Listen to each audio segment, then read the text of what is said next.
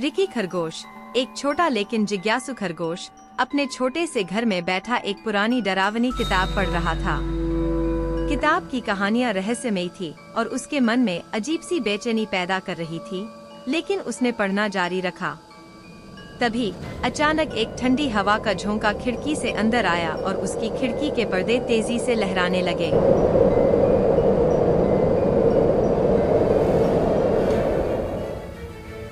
Ricky ने चौंक कर इधर उधर देखा, लेकिन कमरे में सब कुछ सामान्य था। उसने सोचा कि यह सिर्फ हवा का असर था और फिर से किताब में डूब गया।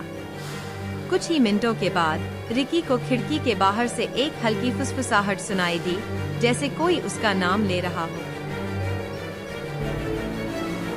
उसने तुरंत खिड़की से झांका, लेकिन बाहर कोई नहीं था। पूरे गांव की सड़कों पर सन्नाटा था। रिकी ने खुद को समझाया, ये सिर्फ मेरी कल्पना है। किताब की वजह से डर लग रहा है। वह मुस्कराया और फिर से पढ़ने लगा। लेकिन तभी घर के दरवाजे से एक अजीब सी आवाज आई, जैसे किसी ने उसे धीरे धीरे खटखटाया हो। दरवाजा धीरे धीरे चरमरा रहा था, मानो कोई उसे अंदर से खटखटा रहा हो। रिकी का दिल तेजी से धड़कने लगा। उसने डरते हुए दरवाजे की ओर देखा और सोचा कि शायद बाहर कोई जानवर होगा। डरते हुए रिकी ने दरवाजे को धीरे से खोला, लेकिन वहां कोई नहीं था। उसने चारों ओर देखा, पर अजीब बात ये थी कि जमीन पर खून के धब्बे थे। उसके पांव तले जमीन खिसक गई। उसने दरवाजा बंद कर दिया, लेकिन उसका मन उसे धब्बों की ओर खींच रहा था। रिकी ने हिम्मत जुटाई और उन खून के धब्बों का पीछा करना शुरू किया। धब्बे उसे गांव के पुराने सुनसान कब्रिस्तान की ओर ले गए।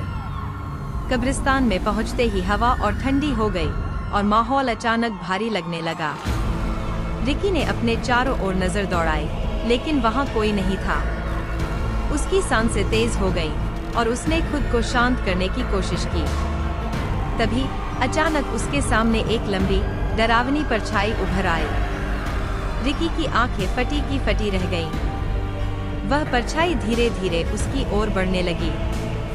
रिकी ने भागने की कोशिश की, लेकिन उसके पैर जैसे जमीन से चिपक गए थे।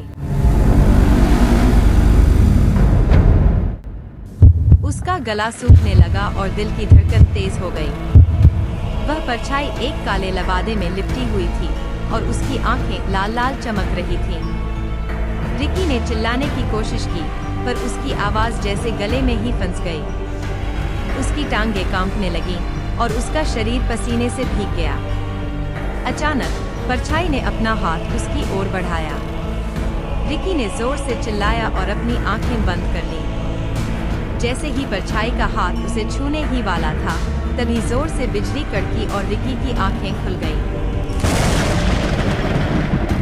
वह अपने बिस्तर पर था, पसीने में लथपथ। उसे समझ में नहीं आया कि यह सपना था या हकीकत, लेकिन उसने फैसला कर लिया कि वह अब कभी रात में डरावनी किताबें नहीं पढ़ेगा। पर दरवाजे पर खून के धब्बे अब भी मौजूद थे।